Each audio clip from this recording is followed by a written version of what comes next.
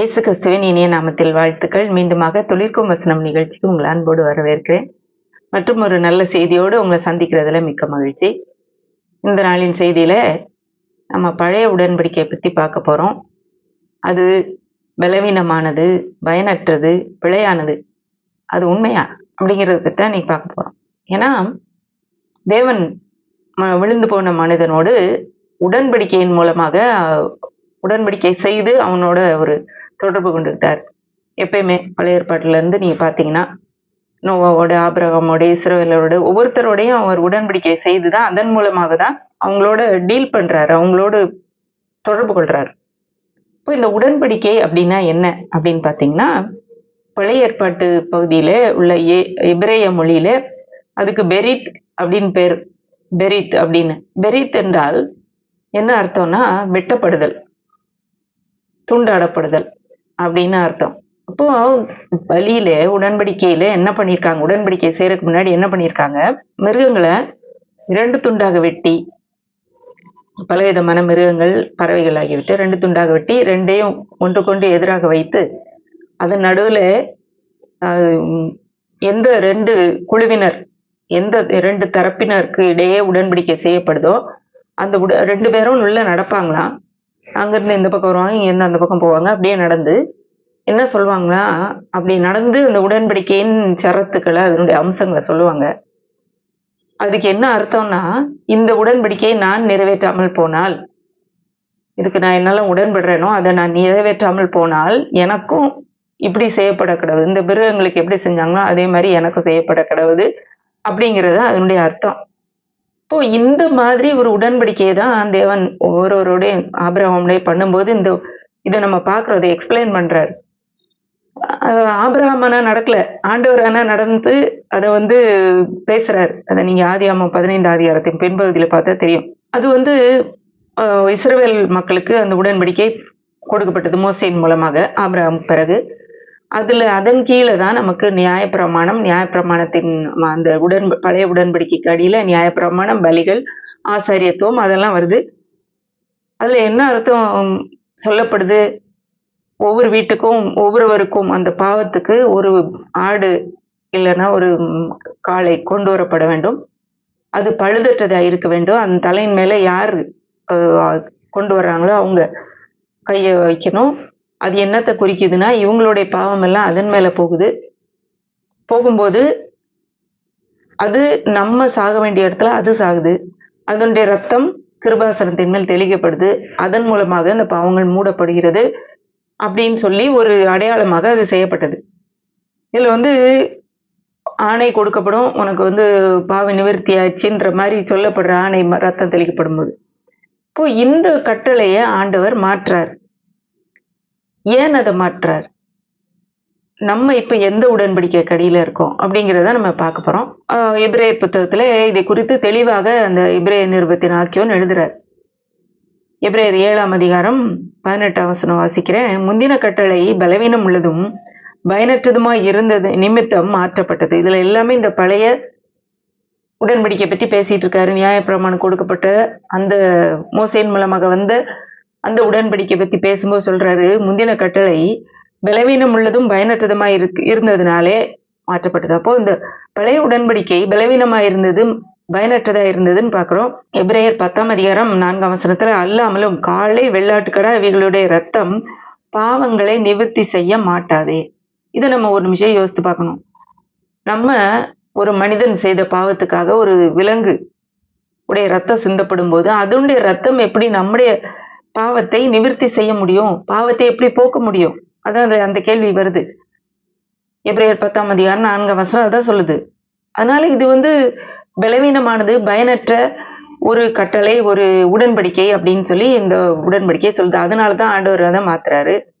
இன்னொரு வசனத்தை பார்க்கலாம். எபிரேயர் அதே 7ஆம் அதிகாரம் 19ஆம் வசனம், நியாயப்பிரமானது ஒன்றையும் பூரணப்படுத்தவில்லை, அதிக நன்மையான நம்பிக்கையை வருவிப்பதோ பூர்ணப்படுத்துகிறது, அந்த நம்பிக்கையினாலே தேவனிடத்தில் சேர்கிறோம். இப்போ நியாயப்பிரமாணம் ஒன்றையும் பூர்ணப்படுத்தவில்லை. இந்த பழைய உடன்படிக்கையின் கீழ் இருந்த அந்த நியாயப்பிரமாணம் எதையும் முழுமையாக்கவில்லை.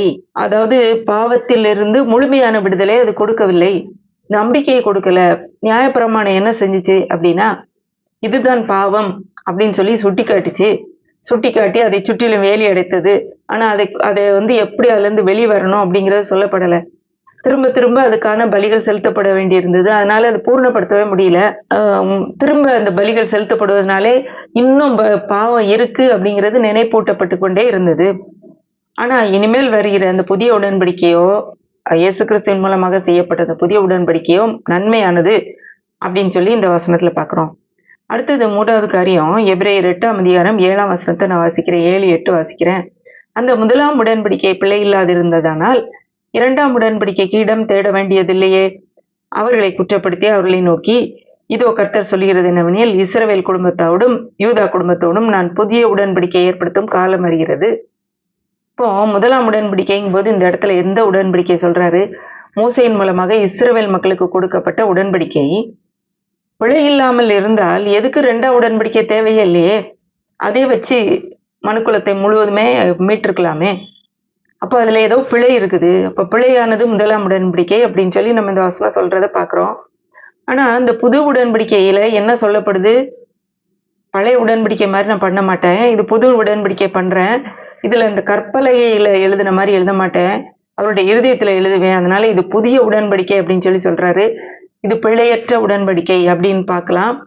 அதாவது பழைய உடன்படிக்கை பிழையானது என்பதை இந்த வசனம் சொல்லுது. ஏன்னா அது வந்து பூரணப்படுத்தல, ஒரு முழுமையை கொடுக்கல நமக்கு. அதை யார் செய்யறாங்களோ அதை பின்பற்றுகிறவர்களுக்கு முழுமையை கொடுக்கவில்லை. அடுத்து 4வது காரியம், அதே அதிகாரம் எபிரேயர் 8ஆம் அதிகாரம் 9ஆம் வசனத்தை நான் வாசிக்கிறேன்.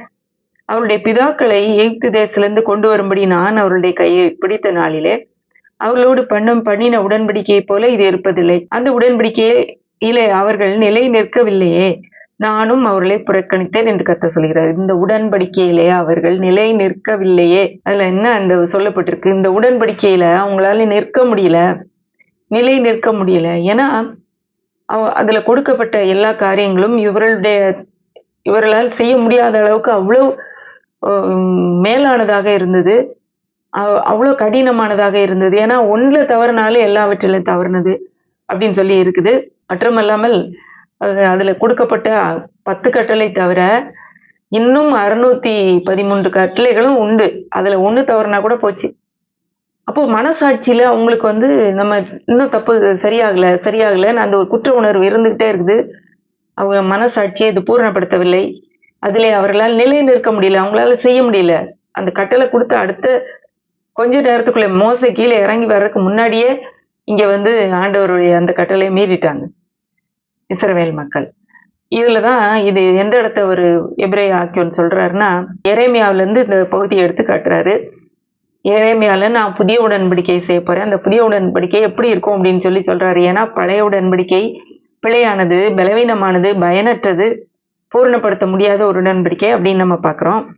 அதனாலதான் எரேமியால 31ஆம் அதிகாரத்துல அதை குறித்து அதில் உள்ளதை இங்க எடுத்து குறிப்பிடுறாரு இந்த எபிரேய ஆக்கியோன். அவருடைய உள்ளத்திலே நான் எல்லாத்தையும் எழுதிடுவேன் அப்படிங்கிறாரு. அப்புறம் இன்னொரு ஒரு காரியம், எபிரேயர் 8ஆம் அதிகாரம் 13ஆம் வசனத்துல புதிய உடன்படிக்கை என்று அவர் சொல்லுகிறதுனாலே முந்தினதை பழமையாக்கினார், பழமையானதும் நாள்பட்டதுமாயிருக்கிறது, உருவழிந்து போக காலம் சமயமாயிருக்கிறது. இப்போ பழைய உடன்படிக்கை எப்படி போட்டிருக்கு? பழமையானது, நாள்பட்டது, உருவழிந்து போக காலம் சமயமாயிருக்கிறது. இப்போ அந்த ஒரு முன்ன புதுசா நம்ம கொண்டு வரோம்னா பழசை நம்ம ரீப்ளேஸ் பண்ணுவோம். அதையும் வச்சுக்கிட்டே இதையும் வச்சுக்கிட்டே இருக்க முடியாது. பல சமயங்களில நம்ம 2ஐயும் வச்சுட்டு இருக்கிறதுனால நம்ம மனது குழம்பி நம்ம எதை பின்பற்றோன்னே தெரியாம நம்ம வந்து பல விசுவாசிகள் இதுல குழம்பி போயிருக்கிறது நம்ம அறிவோம். நம்மளுமே பல நேரத்துல இப்படி இருந்திருக்கிறோம். அதனாலதான் இந்த செய்தியை நான் கொடுக்குறேன். ஏன்னா எபிரேயர் நிருபத்திலே அழகாக பழைய உடன்படிக்கைக்கும் புதிய உடன்படிக்கைக்குமான வேறுபாடு கொடுக்கப்படுகிறது. இப்போ இந்த புதிய உடன்படிக்கை அப்படின்னு வந்தோடனே பழசு வந்து முந்தினது பழமை ஆயிடுச்சு, அது உருவழிந்து போக சமீபமாயிருச்சு, அது அழிந்து போக போகுது. அதனால இனிமே புதிய உடன்படிக்கை பற்றி இங்கே கூறுறாரு அப்படின்னு சொல்லி எபிரேயர் ஆக்கியோன் எழுதுறாரு. அப்போ புதிய உடன்படிக்கைனா என்ன? இப்போ புதிய உடன்படிக்கை எப்பொழுது செய்யப்பட்டது? இயேசு கிறிஸ்து இந்த உலகத்துல வந்து அவர் வாழ்ந்து கொண்டிருந்த போதெல்லாம் பழைய உடன்படிக்கை கடியில தான் அவர் வாழ்ந்து கொண்டிருந்தார்.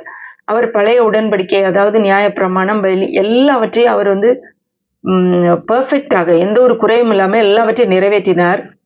அதன் முடிவிலே அவர் அந்த பலியாக, அந்த ஒரே பூரணமான பலியாக தன்னைத்தானே ஒப்பு கொடுத்தார். அதுக்கு முந்தின நாள் ராத்திரியில தான் அவர் சொல்றாரு, சீஷர்களோடு அவர் பஸ்கா பந்தியில இருக்கும்போது, அந்த பழுதற்ற ஆட்டுக்குட்டி எப்படி மக்களுடைய பாவத்துக்காக, அவருடைய நிவாரணத்துக்காக, அவருடைய பாதுகாப்புக்காக சிந்தப்பட்டதோ ஆட்டுக்குட்டியின் ரத்தம், அத மாதிரி நான் என்னுடைய ரத்தத்தை நான் உங்களுடைய பாவ மன்னிப்புக்காக நான் கொடுக்கிறேன் அப்படின்னு சொல்லிதான் அந்த திராட்சை ரசத்தை சொல்றாரு. அது மாதிரி சரீரத்தையும் அவர் சொல்றாரு, இது உங்களுக்காக பிற்கப்படுகிற என்னுடைய சரீரம் அப்படின்னு சொல்றாரு. சொல்லி அந்த புதிய உடன்படிக்கை எப்பொழுது நிறைவேற்றப்பட்டது? சிலுவையிலே இயேசு கிறிஸ்து நமக்காக பலியான போது அது நிறைவேற்றப்பட்டது. இப்போ இந்த புதிய உடன்படிக்கை கீழே தான் நம்ம இருக்கிறோம். நம்ம இப்பொழுது இருக்கிற கிறிஸ்தவர்கள் அனைவரும் இயேசு கிறிஸ்துவை ஏற்றுக்கொண்டதன் மூலம் தான் நம்ம ஆவிக்குரிய இஸ்ரவேலர்களாக மாறி இருக்கிறோம். நம்ம பழைய இஸ்ரவேல் மக்களோடு நம்மளை எந்த விதத்திலும் தொடர்படுத்த முடியாது. ஏன்னா நம்ம புறஜாதியார். அந்த உடன்படிக்கைக்கும் நமக்கும் சம்பந்தம் கிடையாது. உடன்படிக்கைக்கு அந்நியர்கள் அப்படின்னு சொல்லியே வசனம் வருது. இப்போ அப்படி இருக்கும்போது எப்படி நம்ம இந்த புதிய உடன்படிக்கைக்குள்ள வர்றோம்? இயேசு கிறிஸ்துவை என்றைக்கு நாம் ஏற்றுக்கொண்டு விசுவாசித்து அவரே என் தேவன் அப்படின்னு சொல்லி நம்ம நம்புகிறோமோ அந்த நொடியில நாம் இயேசு கிறிஸ்துவின் மூலமாக இந்த புதிய உடன்படிக்கைக்குள்ளே வருகிறோம். புதிய உடன்படிக்கை தான் நம்முடைய உடன்படிக்கை. இந்த புதிய உடன்படிக்கையின் ஒரு முக்கியத்துவங்கள் சிலதை பார்க்கலாம். எபிரேயர் 7ஆம் அதிகாரம் 22ஆம் வசனத்துல அவ்வளவு விசேஷித்த உடன்படிக்கைக்கு பிணையாளி ஆனார். அதாவது விசேஷித்த உடன்படிக்கை, ஸ்பெஷல், அது பெட்டர் காவனன்ட்னு இங்கிலீஷ்ல வருது. அதுக்கு பிணையாளி அவர் ஒரு ஷியூரிட்டி நமக்கு போடுறப்போ, பேங்க்ல நம்ம லோன் வாங்குறோம்னா ஷியூரிட்டி கையெழுத்து போடணும். அதே மாதிரி நமக்கு ஒரு பெயில் எடுக்கணும்னாலும் அதுக்கு ஒரு கையெழுத்து போடுறவங்க இருக்கிறாங்க. அவங்க அவங்களுடைய தங்களுடைய ஒரு எல்லாவற்றையும் நமக்காக கொடுக்குறாங்க. அப்படிப்பட்ட ஒரு பிணையாளி, ஷியூரிட்டி மாதிரி அவர் நமக்காக தன்னைத்தானே கொடுத்து நம்மளை வாங்கியிருக்கிறாரு. அவ்வளவு விசேஷித்த உடன்படிக்கைக்கு பிணையாளி அவர். அந்த புதிய உடன்படிக்கையின் ஷியூரிட்டி யாரு? கையெழுத்து போடுறவர் யாரு? நமக்காக கேரண்டி யாரு? இயேசு கிறிஸ்து. அது எபிரேயர் 8ஆம் அதிகாரம் 6ஆம் வசனத்துல இவரோ விசேஷித்த வாக்கு தத்தங்களின் பேர் ஸ்தாபிக்கப்பட்ட விசேஷித்த உடன்படிக்கைக்கு எப்படி மத்தியஸ்தராய் இருக்கிறாரோ அப்படியே முக்கியமான ஆசாரிய ஊழியத்தையும் பெற்றிருக்கிறார். இப்போ இந்த புதிய உடன்படிக்கை எப்படிப்பட்டது? விசேஷித்த வாக்கு தத்தங்களின் மேல் ஸ்தாபிக்கப்பட்ட விசேஷித்த உடன்படிக்கை. அப்போ இந்த பெட்டர் ப்ராமிசஸ். இப்போ நல்ல, அதாவது விசேஷமான வாக்கு தத்தங்கள் மேல் ஸ்தாபிக்கப்பட்ட, நிறுவப்பட்ட விசேஷமான உடன்படிக்கை யாரு உண்டாக்கி இருக்கிறாரு? யார் அதற்கு மத்தியஸ்தர்? யார் அது ஷூரிட்டி? இயேசு கிறிஸ்து. இயேசு கிறிஸ்து இல்லாம இதுக்குள்ள நம்ம நுழையவே முடியாது. இப்போ அடுத்தது பாருங்களேன், இது எப்படிப்பட்ட உடன்படிக்கைன்னா எபிரேயர் 13ஆம் அதிகாரம் 20ஆம் வசனத்துல நித்திய உடன்படிக்கையின் ரத்தத்தினாலே ஆடுகளுடைய பெரிய மேய்ப்பராகிய நம்முடைய கர்த்தராகிய இயேசுவை மருத்துவரிலிருந்து ஏறி வர பண்ணின சமாதானத்தின் தேவன். இந்த புதிய உடன்படிக்கை எப்படிப்பட்டது? நித்திய உடன்படிக்கை. அதாவது மோசையோட பண்ணது, ஆபிரகாமோட பண்ணது, இஸ்ரவேல் மக்களோட பண்ணதெல்லாம் ஒரு காலத்துல அது மாறுது. ஆனா இது நிரந்தரமான, நித்தியமான, இட்டர்னல் கவனன்ட். அதுல மாற்றம் இல்லை. இப்பல இருந்து எப்பயுமே அது இருக்கும். இப்போ இது ஒரு எப்படிப்பட்ட ஒரு உடன்படிக்கை? இது கிருபையின் உடன்படிக்கை. அடுத்து பாத்தீங்கன்னா, இப்போ இந்த கிருபையின் உடன்படிக்கை நன்மையான உடன்படிக்கை, விசேஷமான வாக்குத்தத்தங்கள் மேல் ஸ்தாபிக்கப்பட்ட விசேஷமான உடன்படிக்கை இது அப்படின்னு பாக்குறோம்.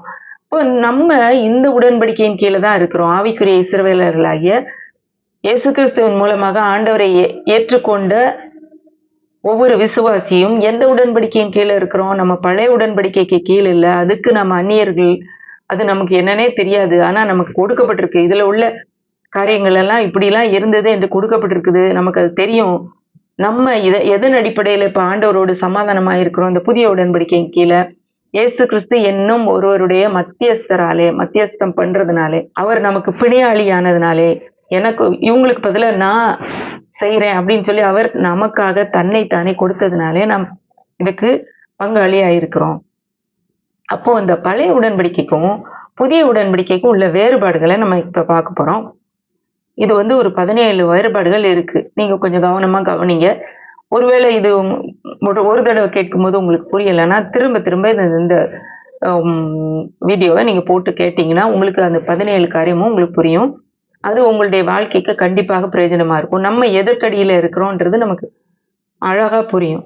முதலாவது, இந்த 2 உடன்படிக்கையும், பழைய உடன்படிக்கையும் புதிய உடன்படிக்கையும் வெவ்வேறு காலகட்டங்களில் நிறுவப்பட்டது. எல்லாம் ஒரே நேரத்துல பண்ணப்படல.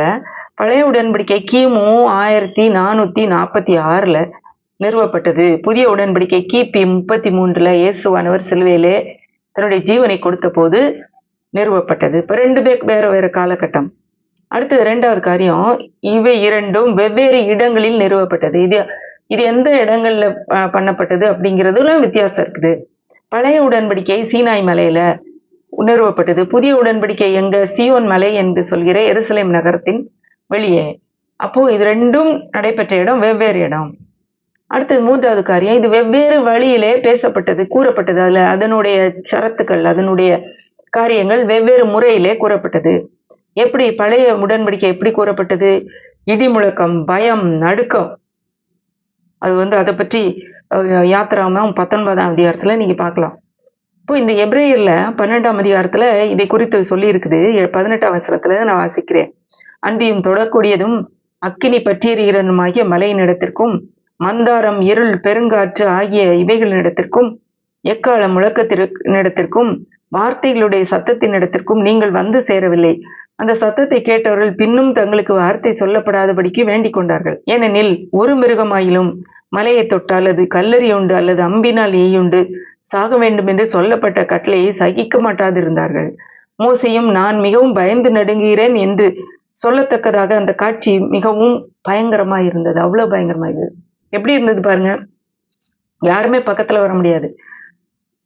யாருக்கும் அந்த கேட்கறதுக்கு, அந்த சத்தத்தை கேட்கறதுக்கு சகிக்க கூட முடியல. எங்களால இந்த அவங்க சொல்லப்படுறது எங்களுக்கு தாங்க முடியல, நீங்களே கேட்டு எங்களுக்கு சொல்லுங்கன்றாங்க மக்கள்.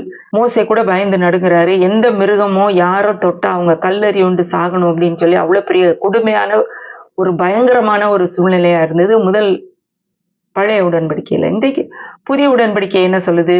தேவகுமாரனாகிய இயேசு கிறிஸ்து அந்த புதிய உடன்படிக்கையை அன்பு மற்றும் கிருபை மற்றும் மன்னிப்போடு வழங்குகிறார். இதுல பயமோ நடுக்கமோ ஒரு திகிலோ ஏதாவது நடந்துருமோ நமக்கு அப்படிங்கிற ஒரு காரியமோ இல்லை. அன்போடு கிருபையோடு அதை அறிவிக்கிறார். அடுத்தது 4வது காரியம், 2க்கும் வெவ்வேறு மத்தியஸ்தர்கள், இடையில இருந்து நடத்துகிறவர்கள் வெவ்வேறுவர். யாரு? பழைய உடன்படிக்கையில மோசே, புதிய உடன்படிக்கையில இயேசு கிறிஸ்து. எபிரேயர் 9ஆம் அதிகாரம் 15ஆம் வசனத்தை வாசிக்கிறேன். ஆகையால் முதலாம் உடன்படிக்கையின் காலத்திலே நடந்த அக்கிரமங்களை நிவர்த்தி செய்யும் பொருட்டு அவர் மரணமடைந்து அழைக்கப்பட்டவர்கள் வாக்குத்தத்தம் பண்ணப்பட்ட நித்திய சுதந்திரத்தை அடைந்து கொள்வதற்காக புதிய உடன்படிக்கையின் மத்தியஸ்தராய் இருக்கிறார். இப்ப மத்தியஸ்தர், மீடியேட்டர் யாரு? 2க்கும் நடுவுல நின்று சமரசம் பண்ணுகிற அந்த மீடியேட்டர் யாரு? இந்த உடன்படிக்கையில புதிய உடன்படிக்கையில இயேசு கிறிஸ்து, பழைய உடன்படிக்கையில மோசே. அடுத்தது 5வது காரியம், 2னுடைய கருத்தும் வேறுபட்டது. பழைய உடன்படிக்கை கிரியையின் அடிப்படையில, அதாவது நாம் செய்யக்கூடிய செயலின் அடிப்படையில் ஆனது. அது நம்ம என்னென்ன செய்யறோமோ செயலையோ அதை வச்சுதான் அந்த பழைய உடன்படிக்கையை நமக்கு அதுல உள்ள நன்மை கிடைக்குமா கிடைக்காதாங்கிறது அதை பேஸ் பண்ணி தான் இருக்கு. ஆனா புதிய உடன்படிக்கை அது மட்டும் இல்லாம அது கண்டிப்பா செஞ்சாகணும் அப்படின்னு சொல்லி நம்மளை நிர்பந்தப்படுத்திய ஒரு காரியம் பழைய உடன்படிக்கை. ஆனா புதிய உடன்படிக்கை கிறிஸ்து ஏற்கனவே செய்து முடித்த ஒரு செயலின் அடிப்படையில, கிருபையின் அடிப்படையில நிறைவேற்றப்பட்டது. அதாவது நம்ம செய்ய வேண்டியதில்லை. இதுல கிறிஸ்து ஏற்கனவே நமக்காக செய்து முடித்ததன் மூலமாக அந்த அவருடைய முடிக்கப்பட்ட செயலின் அடிப்படையில நிறைவேற்றப்பட்டது இந்த புதிய உடன்படிக்கை. Old covenant demanded covenant of works. நம்மளுடைய வேலை செய்யணும், அதை செய்யணும், இதை செய்யணும் அப்படின்னு சொல்லி நம்மளை டிமாண்ட் பண்ணி அதை கேக்குது. ஆனா the new covenant fulfills the covenant of works through the completed work of Jesus Christ. அந்த செய்யணுங்கிறத ஒருத்தர் நமக்காக செஞ்சிட்டாரு, அதன் மூலமாக நம்ம நிறைவேற்றிட்டோம் என்று சொல்லி அது இலவசமாக நமக்கு கொடுக்கப்படுகிறது. இப்படிதான் இந்த புதிய உடன்படிக்கை இல்ல நாம் வந்திருக்கிறோம். இப்ப இன்றைக்கு இருக்கிற கிறிஸ்தவர்கள் யாருமே பழைய உடன்படிக்கையில இல்லைன்றது நமக்கு தெளிவா தெரியணும். ஆனா நாம் பழைய உடன்படிக்கையும் புதிய உடன்படிக்கை 2ம் எதுல என்ன தெரியாம குழம்பிக்கிட்டு இருக்கிறதுனால இப்போ நமக்கு தெளிவா தெரியும். இதெல்லாம் எபிரேயர் புத்தகத்துல இருந்து எடுக்கப்பட்ட காரியங்கள். அடுத்தது 6வது காரியம், அர்ப்பணிக்கப்பட்டதும் வேறுபட்டது. அதாவது எப்படி அதை அர்ப்பணிப்பு பண்றாங்க, அது டெடிகேட் பண்றாங்கல்ல, அந்த ஆலயத்தை நம்ம அர்ப்பணிப்பு நடக்குது அந்த உடன்படிக்கை. அதுலயுமே 2ம் வேறுபடுது. பழைய உடன்படிக்கை என்ன பண்ணுச்சு? பலி மிருகங்களின் ரத்தம் மக்கள் மீது தெளிக்கப்பட்டது. இது யாத்திராகமத்துல வருது. 24ஆம் அதிகாரத்துல அந்த ரத்தத்துல எடுத்து பாதி ரத்தத்தை பலிபீடத்துல தெளிக்கிறாரு, மீதிய புஸ்தகத்துல தெளிக்கிறாரு. ஜனங்களுடைய அந்த புஸ்தகத்துல தெளிச்சு வாசித்து ஜனங்கள் மேல எல்லாம் தெளிக்கிறார். 24:8 யாத்திராகமத்தை வாசிக்கிறேன். அப்பொழுது மோசே ரத்தத்தை எடுத்து ஜனங்கள் மேல் தெளித்து, இந்த வார்த்தைகள் யாவையும் குறித்து கர்த்தர் உங்களோட பண்ணின உடன்படிக்கையின் ரத்தம் இதுவே அப்படின்னு சொல்லி தெளிக்கிறாரு. ஆனா புதிய உடன்படிக்கையில என்ன நடக்குது? இயேசு கிறிஸ்துவின் ரத்தம் மக்கள் மேலே ஆவிக்குரிய விதத்திலே பூசப்பட்டது. மத்திய 26:28 இயேசுவானவர் தான் சொல்றாரு, இது பாவ மன்னிப்பு உண்டாகும்படி அநேகருக்காக சிந்தப்படுகிற புது உடன்படிக்கைக்குரிய என்னுடைய ரத்தமா இருக்கிறது. இயேசு கிறிஸ்து அந்த நேரத்துல என்னத்தை எடுத்து கொடுக்குறாரு? பாத்திரத்தை எடுத்து கொடுக்குறாரு. அதுல திராட்சை ரசம் இருக்குது. இது என்னுடைய ரத்தத்தை குறிக்கிறது அப்படின்னு சொல்லி எடுத்து கொடுக்குறாரு. அப்போ உண்மையாவே அவருடைய ரத்தத்தை அங்க பானம் பண்றோமா? ரத்தத்தை எடுத்து நம்ம மேல தெளிக்கிறாங்களா? நம்ம ஒவ்வொரு தடவையும் திருவிருந்துல நம்ம பங்கெடுக்கும் போது என்ன நடக்குது? இதுதான் ஆவிக்குரிய விதத்திலே நம்மேலே அந்த ரத்தம் பூசப்பட்டிருக்கிறது. அதை நாம் உட்கொண்டு இருக்கிறோம். அது நமக்குள்ளே போய் இப்ப நம்முடைய பாவங்களை நிவர்த்தி செய்துன்றத காட்டுவதற்காக அந்த ஒரு காரியத்தை நம்ம செய்யறோம். அப்ப இயேசு கிறிஸ்துவின் ரத்தம் நம்மேலே ஆவிக்குரிய விதத்திலே பூசப்பட்டிருக்கிறது. 7வது காரியம், ஆசாரியர்களிலும் வேறுபட்டது.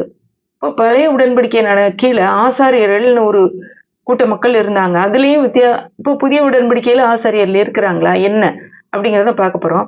பழைய உடன்படிக்கையில மோசேயின் நியாயப்பிரமாணத்தின் கீழ் வந்த ஆசாரியர்கள் மற்றும் ஆரோனின் கீழ் வழியில் வந்த பிரதான ஆசாரியர்கள் இருந்தாங்க. இப்போ அதுல நமக்கு தெரியும் ஆசாரியர்கள் யாருடைய அந்த நியாயப்பிரமாணத்தின் கீழ் லேவியர்கள் எல்லாருமே ஆசாரியர்கள். ஆரோனுடைய வழியில வந்த எல்லாருமே பிரதான ஆசாரியர்கள். புதிய உடன்படிக்கையில என்ன, எப்படி இது ஆசாரியர் இருக்காங்களா? இந்த எபிரேயர் புத்தகத்துல நிறைய காரியங்கள் அந்த ஆசாரியர் பிரதான ஆசாரியரை பத்தி சொல்லுது. புதிய உடன்படிக்கையில எப்படின்னா, விசுவாசிகள் அனைவரும் ஆசாரியர்கள். பிரதான ஆசாரியர் மெல்கிசதேக்கின் வழியில் வந்த இயேசு கிறிஸ்து. அதாவது இது நம்ம எபிரேயர் நிருபம் வாசித்தோம்னா நமக்கு தெரியும், நம்ம எல்லாம் ஆசாரியர்களா, இயேசு கிறிஸ்து பிரதான ஆசாரியர். எவ்வளவு நம்ம உயரமான உன்னதமான நிலையில இருக்கோம் பாருங்க. நான் ஒரு வசனத்தை வாசிக்கிறேன். 1 பேதுரு 2ஆம் அதிகாரம் 9ஆம் வசனம். நீங்களோ உங்களை அந்தகாரத்தினின்று தம்முடைய ஆச்சரியமான ஒளியின் இடத்துக்கு வரவழைத்தவருடைய புண்ணியங்களை அறிவிக்கும்படிக்கு தெரிந்து கொள்ளப்பட்ட சந்ததியாயும் ராஜரிகமான ஆசாரிய கூட்டமாயும் பரிசுத்த ஜாதியாயும் அவருக்கு சொந்தமான ஜனமாய் இருக்கிறீர்கள். இதுல ராஜரிகமான ஆசாரிய கூட்டம் நாம் என்று விசுவாசிகளை சொல்லுது இந்த வசனம். அடுத்த 8வது காரியம், பலிகளிலும் வேறுபட்டவை. ரெண்டுலயும் பலியிலையும் வித்தியாசமா வேறுபடுது. பழையது குறைவுள்ள பலிகள் மீண்டும் மீண்டும் செலுத்தப்படுதல் அதுக்கு தேவை. பழைய உடன்படிக்கையில குறைவுள்ளது, அது ஏற்கனவே நிறைவாக்காது, பூரணப்படுத்தாது, அதெல்லாம் நம்ம பார்த்தோம். அந்த பலி மீண்டும் மீண்டுமாக செலுத்தப்படுதல் அவசியம் பழைய ஏற்பாட்டுல, பழைய உடன்படிக்கையில.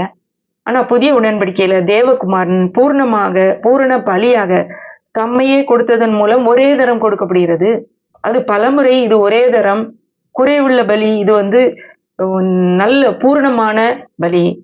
எபிரேயர் 10ஆம் அதிகாரம் 2ஆம் வசனத்தை வாசிக்கிறேன். பூரணப்படுத்துமானால் ஆராதனை செய்கிறவர்கள் ஒரு தரம் சுத்தமாக்கப்பட்ட பின்பு இன்னும் பாவங்கள் உண்டென்று உணர்த்தும் மனசாட்சி அவர்களுக்கு இல்லாதிருப்பதால் அந்த பலிகளை செலுத்துகிறது நிறுத்தப்படும் அல்லவா? நிறுத்தப்பட்டிருக்கணுமே, நிறுத்தப்படலையே, இன்னும் பலி போயிட்டே இருக்குது அப்படின்னா அது பூரணமான பலி அல்ல, குறைவுள்ள பலி. ஆனா இந்த எபிரேயர் 10:14 ஏனெனில் பரிசுத்தமாக்கப்படுகிறவர்களே ஒரே பலியினாலே இவர் என்றென்றைக்கும் பூரணப்படுத்தி இருக்கிறார். இது ஒரே பலி என்றென்றைக்கும் பூரணப்படுத்தியிருக்கார். இன்னைக்கு ஆண்டவர் நம்ம என்னைக்கு ஏற்றுக்கொள்றோமோ அந்த பலியை நம்ம விசுவாசித்திருக்கிறோம். அன்னையில இருந்து எப்பயுமே அவர் நம்மளை பூரணமாக்கி இருக்கிறார் என்பதை அந்த வசனத்துல நம்ம பார்க்கிறோம்.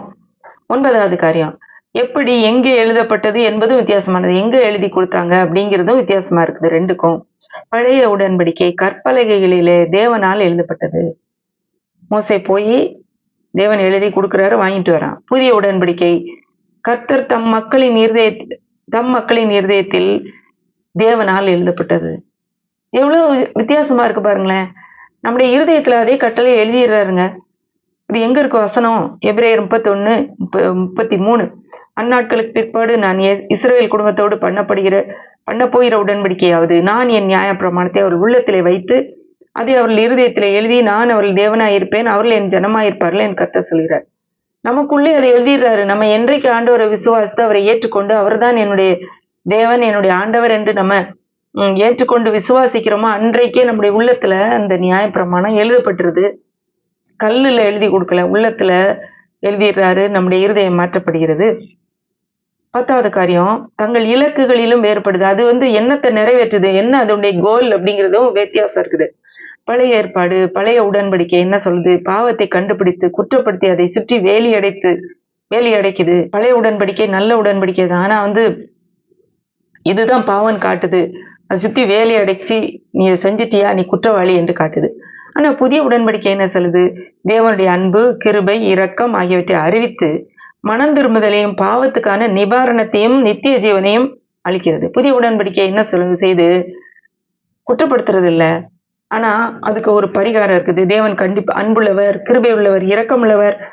உனக்கு நீ மனம் திரும்பி வந்தீங்கன்னா உனக்கு மன்னிப்பு உண்டு, பாவத்துக்கான நிவாரணம் உண்டு என்று சொல்லி நித்திய ஜீவனை நமக்கு அளிக்கிறது, அதை உறுதிப்படுத்துகிறது. 11வது காரியம், அனுதின வாழ்க்கை முறையில் அவற்றின் தாக்கம் வித்தியாசமானது. இப்போ நம்ம அனுதினமா பழைய உடன்படிக்கை கீழே அனுதின வாழ்க்கையில அது எப்படி தாக்கத்தை ஏற்படுத்தியது, புதிய உடன்படிக்கையின் கீழே அனுதின வாழ்க்கையில அது எப்படி தாக்கத்தை ஏற்படுத்துகிறது.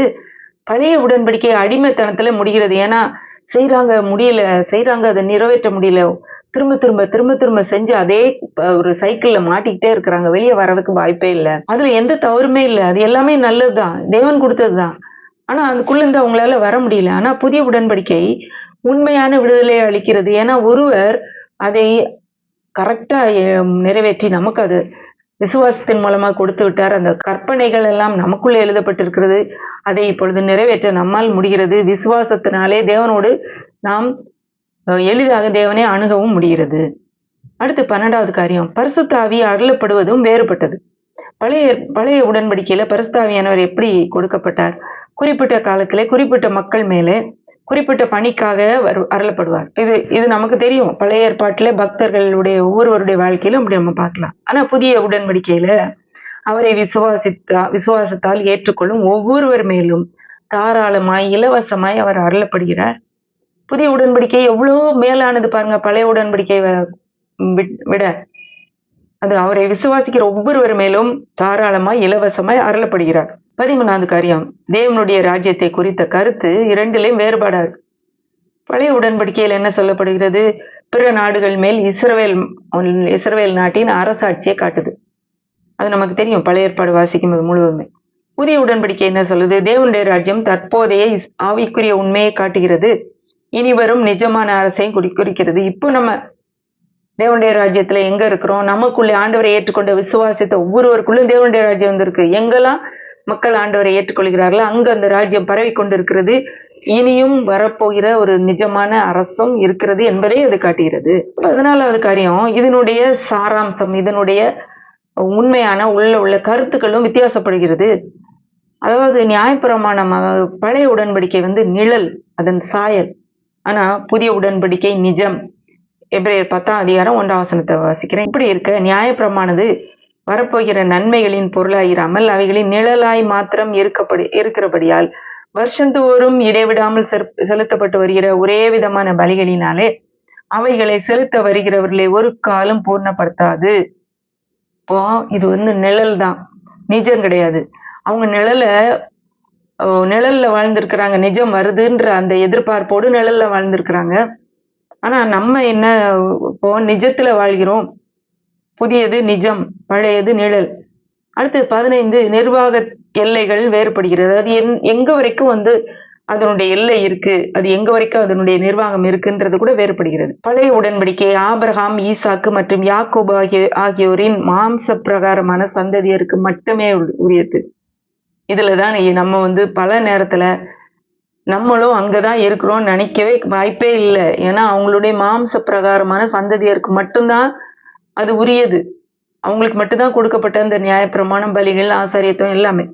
ஆனா புதிய உடன்படிக்கை வானத்தின் கீழ் உள்ள சகல ஜாதியார் மற்றும் தேசத்தாருக்கு உரியது. இப்போ நம்ம இயேசு கிறிஸ்துவின் மூலமாக ஆபிரகாமின் சந்ததியாக ஒரு விசுவாசத்தினாலே நாம் மாற்றப்பட்டு இருக்கிறோம். அதனால யாரெல்லாம் அவரை விசுவாசிக்கிறார்களோ அவர் எல்லாரும் இயேசு கிறிஸ்துவின் மூலமாக ஆபிரகாமின் சந்ததியாக மாறுகிறோம். 16வது காரியம், நிறைவேற்றுதலிலும் வித்தியாசப்படுகிறது. பழையது எதையும் பூர்ணப்படுத்தல, அதுக்கு அறகுறையா தான் முடிச்சிருக்கு.